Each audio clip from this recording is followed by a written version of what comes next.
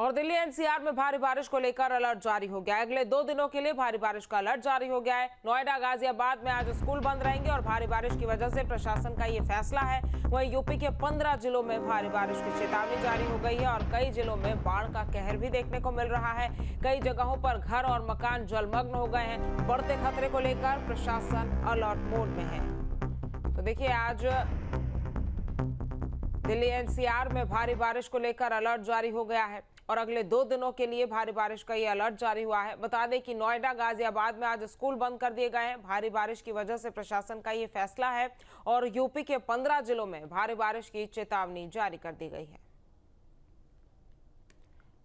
और इसी खबर पर ज्यादा जानकारी के साथ हमारे संवाददाता अमित चौधरी हमारे साथ जुड़ गए हैं। अमित, आज क्या कुछ मौसम विभाग की तरफ से अलर्ट जारी किया गया है? पूरे दिल्ली एनसीआर में बारिश को लेकर अलर्ट मौसम विभाग की तरफ से जारी किया गया है। वहीं जिस तरीके से हथनीकुंड बैराज से लगातार पानी छोड़ा जा रहा है, उसके बाद दिल्ली एनसीआर नोएडा के तमाम ऐसे इलाके हैं जहां बाढ़ का खतरा पूरी तरीके से मंडरा रहा है और नोएडा के तकरीबन 12 ऐसे गांव हैं जहां आज बाढ़ पूरी तरीके से पहुंचने का जो अनुमान है वो जताया गया। जिला प्रशासन की तरफ से 600 से अधिक लोगों को भी जो निचले इलाकों में रहते हैं उनको रेस्क्यू किया गया है। उसके अलावा 1500 के आसपास जो जानवर हैं उनको भी निचले इलाकों से निकालकर शरणालयों में रखा गया है। वहीं जिला प्रशासन की कई टीमों का गठन किया गया है ताकि नजर बनाई जाए और पुलिस की भी टीमों को लगाया गया। नोएडा, ग्रेटर नोएडा प्राधिकरण की टीमें भी लगाई गई हैं। स्कूल भारी बारिश और बाढ़ को देखते हुए जो स्कूल हैं जिले भर के 12वीं क्लास तक के, उनकी छुट्टी करने का ऐलान कल जिलाधिकारी की तरफ से किया गया था। और लगातार यमुना में जिस तरीके से पानी बढ़ रहा है उसका अनुमान यही जिला प्रशासन द्वारा लगाया जा रहा है कि आज और ज्यादा जो स्थिति है वो विकराल होगी। लिहाजा जितने लोग यमुना के किनारे डूब इलाके में रहते हैं उन सबको सुरक्षित स्थानों पर पहुंचाने के लिए दमकल विभाग की टीम, जिला प्रशासन की टीम और प्राधिकरण की टीमों को लगाया गया है। एक तरफ तो यमुना और दूसरी तरफ हिंडन की अगर बात की जाए तो हिंडन का भी जलस्तर लगातार बढ़ रहा है। 100 से ज्यादा ऐसे मकान है जिनमें पानी घुसने की स्थिति बन गई है, उन लोगों को भी वहां से निकाला गया है।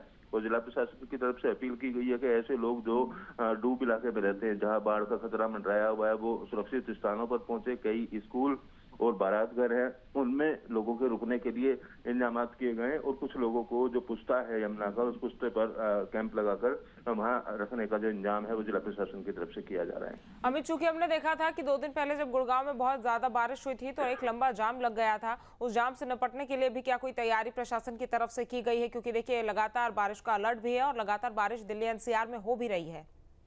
बिल्कुल, देखिए नोएडा की बात की जाए तो कल शाम को भी नोएडा एक्सप्रेसवे, डीएनडी और खासतौर पर ग्रेटर नोएडा वेस्ट की अगर बात की जाए तो काफी लंबा जाम देखने को मिला था। उसके पीछे की वजह ये थी कि कई सड़कों पर जलभराव हो गया था और कई जगह जो रेड लाइट हैं वो ठप हो गई थी। बारिश में ट्रैफिक व्यवस्था पूरी तरीके से चरमरा जाती है। आज के भी हालात देखने होंगे। सुबह के वक्त अब सभी लोग कुछ देर बाद अपने ऑफिस से दफ्तरों के लिए निकलेंगे तो किस तरीके की व्यवस्था की गई है। ट्रैफिक पुलिस को हालांकि तैनात जरूर किया जाता है जाम खुलवाने के लिए, लेकिन जलभराव और रेड लाइट खराब होने की सूरत में ट्रैफिक पुलिस भी बेबस नजर आती है। फिलहाल प्राधिकरण कैप्सूलों ने भी एक टीम बनाई है। अलग अलग इलाकों में अगर जलभराव की सूचना मिलती है तो वहां से पानी निकासी के लिए क्यूआरटी टीम बनाने का जो गठन करने का दावा है वो प्राधिकरण की तरफ से किया गया है। लेकिन बारिश होने के बाद जो तमाम दावे हैं खासतौर पर नोएडा, ग्रेटर नोएडा प्राधिकरण की अगर बात की जाए तो वो फेल होते हुए नजर आते हैं और लोग जाम के अंदर कई घंटे तक फंसे रहते हैं। खासतौर पर नोएडा एक्सप्रेसवे पर सुबह के वक्त जो वाहनों की रफ्तार है वो बहुत ज्यादा कम हो जाती है और ग्रेटर नोएडा वेस्ट, परथला, ये तमाम जो इलाके हैं यहाँ पर भी लोगों को जाम से दो चार होना पड़ता है। हालांकि तैयारियों के दावे जरूर किए गए, लेकिन देखना होगा कि किस तरीके से बारिश का अलर्ट है और बाढ़ है उसमें किस तरीके से ट्रैफिक व्यवस्था को सुचारू किया जाएगा। ठीक है अमित, तमाम जानकारी हम तक पहुंचाने के लिए आपका बहुत बहुत शुक्रिया। और गाजियाबाद से हमारे संवाददाता हिमांशु हमारे साथ जुड़ गए हैं। हिमांशु, चूंकि दिल्ली में यमुना का जलस्तर बढ़ रहा है और बताया ये भी जा रहा है कि गाजियाबाद में भी हिंडन का जलस्तर बढ़ रहा है, फिलहाल क्या स्थिति है?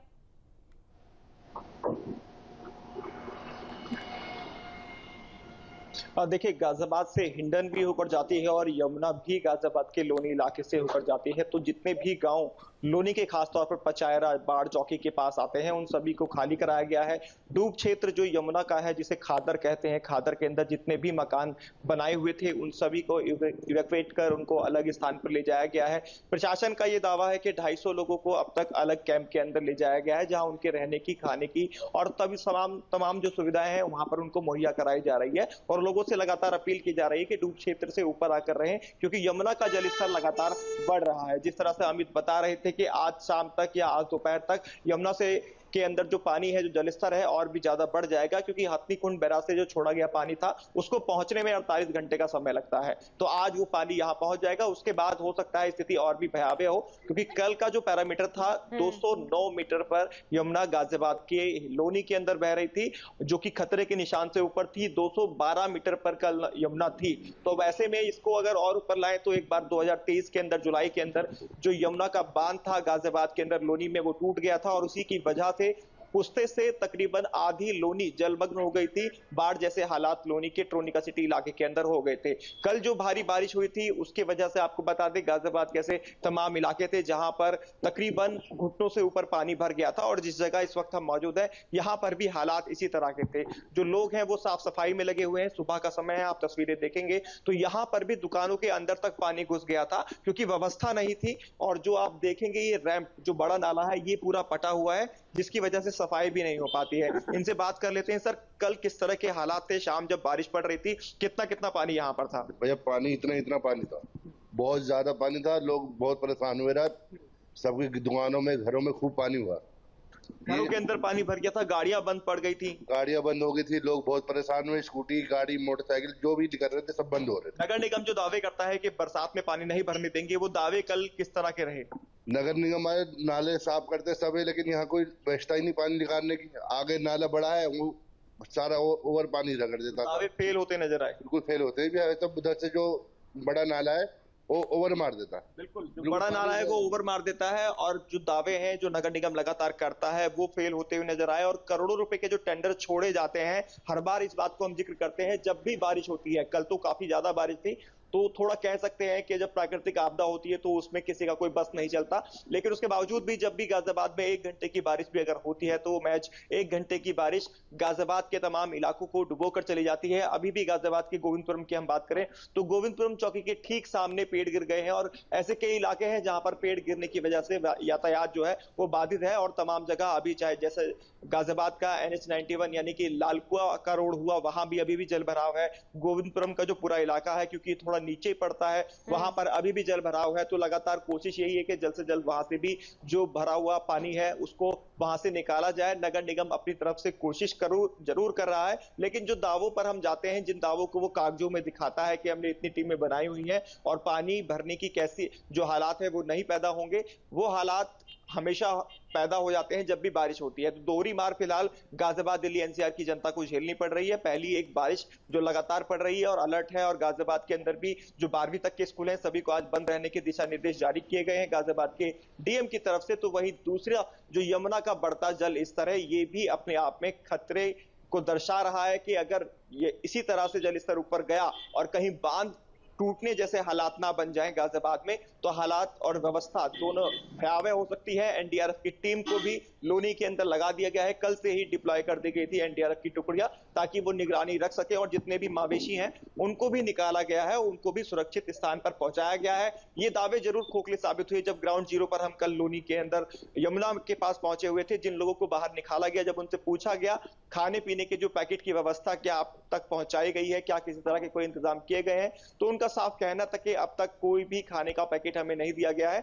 और यही दावे प्रशासन करता है। इस तरह के दावे जब वो करता है और ग्राउंड जीरो से हकीकत सामने आती है तो वाकई दावे खोके निकलकर सामने आते हैं। जी, जिन दावों की बात लगातार आप हिमांशु करते हुए नजर आए, अगर ड्रेनेज सिस्टम की बात की जाए, अगर क्लीनिंग की बात की जाए, तो वो किस तरह से नगर निगम की तरफ से बारिश से पहले की गई?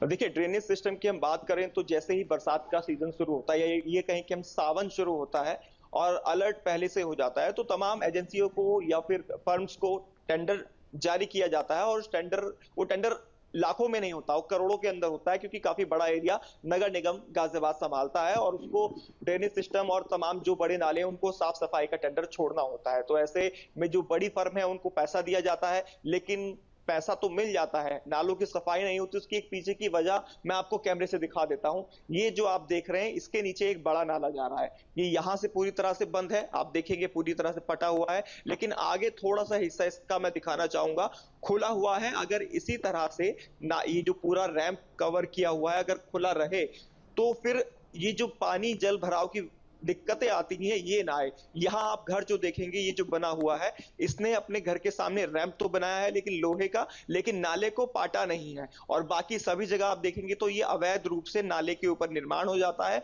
और ये बड़ा नाला जो है ये भी कल पूरी तरह से भर गया था, इसी वजह से पानी ओवरफ्लो होकर सड़कों पर आ जाता है और फिर घरों में पहुंच जाता है। तो ये दिक्कतें आती हैं और ये जो सफाई वाली बात हम कह रहे थे, सफाई भी पूरी तरह से नहीं हो पाती है और खानापूर्ति जो फाइलों के अंदर है वो दिखा दी जाती है। तो नगर निगम के सामने एक बड़ी चुनौती ये भी रहती है कि अवैध रूप से जो बड़े बड़े रैंप घरों के सामने बन गए हैं, जिनकी वजह से जो बड़े नाले शहर के पानी की निकासी करते हैं, उनकी सफाई नहीं हो पाती है। और जब भी बारिश आती है तो बारिश की वजह से जगह जगह जल भराव होता है और फिर इंतजार करना पड़ता है बारिश के रुकने का, और ताकि धीरे धीरे पानी वापस अपना नालों के अंदर पहुंच सके। सीवर जो ठप हो जाते हैं, जहां पर चौक हो जाते हैं, उनको खुलवाया जाता है। और नगर निगम की टीम काम करती जरूर है, लेकिन जो दावे और जो दावे कागजों में दिखाए जाते हैं, जिनको हम लगातार बता रहे हैं, जो फर्म है जिनको टेंडर दिए जाते हैं करोड़ों के, वो अपना काम पूरी तरह से नहीं करती। अगर वो करें तो कम से कम इस तरह से जो अवैध रैंप बनाए जाते हैं इनको तोड़ने का काम नगर निगम करें। और उसके बाद जो ये ड्रेनेज सिस्टम की हम बात कर रहे हैं या तमाम तरह की व्यवस्था की बात कर रहे हैं, जो बड़े नालों की सफाई की बात कर रहे हैं, तब वो प्रॉपर तरीके से हो पाए। और हाईटेक शहर जिसे हम गाजियाबाद को कहते हैं और यूपी का द्वार भी कहा जाता है, क्योंकि दिल्ली से सटा हुआ है, तो ऐसे में इस शहर के ये हालात कम से कम ना हो। और नंबर 1 हम अपने आप को कहते हैं कि हमेशा हम नंबर 1 सफाई व्यवस्था में आते हैं। और इस बार लगता नहीं, जिस तरह से तस्वीरें इस बार सावन के अंदर या बारिश के अंदर निकलकर सामने आई हैं, कि इस बार जो नंबर 1 की रैंक गाजियाबाद को या नंबर 2 या 3 की रैंक हमेशा मिलती रही है, वो इस बार मिल पाएगी। जी हिमांशु, जिस तरह से आपने तस्वीरें दिखाई वो चिंताजनक है, लेकिन नालों की सफाई होना, ड्रेनेज सिस्टम की क्लीनिंग होना, ये सब बारिश से पहले की तैयारियां हैं। लेकिन अब जिस तरह से बारिश हो रही है उसके बाद किस तरह से प्रशासन की तैयारी रहने वाली? क्योंकि देखिए, अगर गुड़गांव की बात करें, दिल्ली की बात करें, नोएडा की बात करें, तो जब सड़कों पर जल जमाव की स्थिति हो जाती है, अंडरपास में पानी भर जाता है, तो लंबा जाम भी लग जाता है। एक तो जाम की समस्या, और दूसरा बारिश जब ज्यादा हो जाती है तो उसके बाद प्रशासन की क्या तैयारी रहती है?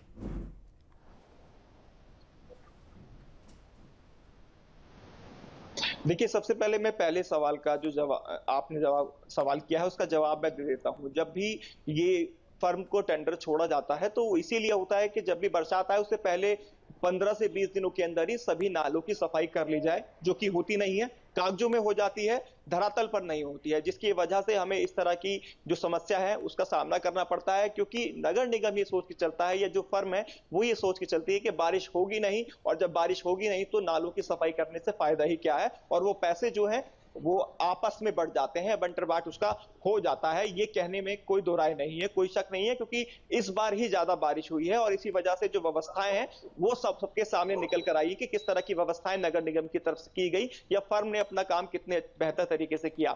अब रही बात बाद में हम क्यों सोचते हैं, बाद में जब जनता को समस्या आती है तब जनता भी सड़कों पर आती है, वो दिखाती है कि हमें परेशानी हो रही है, हमारी गाड़ियां आधी डूब चुकी हैं, तमाम जितने भी अंडरपास बनाए गए हैं वहां पर जल भराव हो चुका है, निकासी व्यवस्था पूरी तरह से ठप हो चुकी है। तब नगर निगम के जितने अधिकारी हैं वो सब सड़कों पर दिखाई देते हैं और अपनी फोटो खुद वायरल करते हैं, ये दिखाने के लिए कि हम ग्राउंड जीरो पर हैं, हम जगह जगह जाके जो जल भराव हुआ है उसे निकाल रहे हैं। लेकिन उसके जिम्मेदार वो खुद भी हैं, वो इस बात को एक्सेप्ट करने के लिए तैयार नहीं होते हैं, क्योंकि उनको ये मानना होगा कि उनमें कहीं ना कहीं उस पूरे तंत्र के अंदर खामी है। अगर वो पूरी कर ली जाए तो इस समस्या से जूझना ही ना पड़े, क्योंकि बहुत अच्छी व्यवस्था गाजियाबाद के अंदर पहले से है, बड़े बड़े सीवर के नाले बने हुए हैं। अगर वो उनकी सफाई समय रहते हो जाए तो ये व्यवस्था, ये जो चरमराती है बरसात के बाद, ये पैदा ही ना हो और लोग परेशान ही ना हो, खासतौर पर बारिश की वजह से तो ये समस्या ना हो।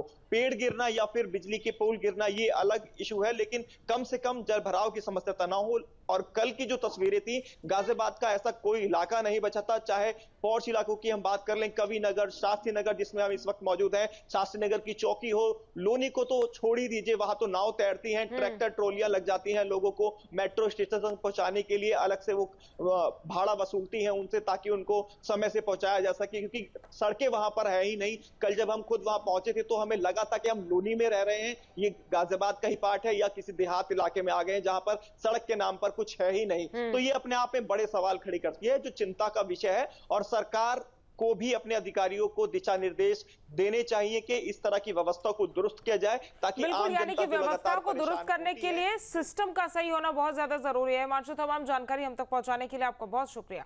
जहां भक्ति है हर शब्द में, कथाओं में छिपे हैं दिव्य रहस्य और ज्योतिष देता है जीवन को दिशा। धर्म से जुड़ी हर बातों को जानने के लिए हमारे चैनल स्तुति को सब्सक्राइब करें।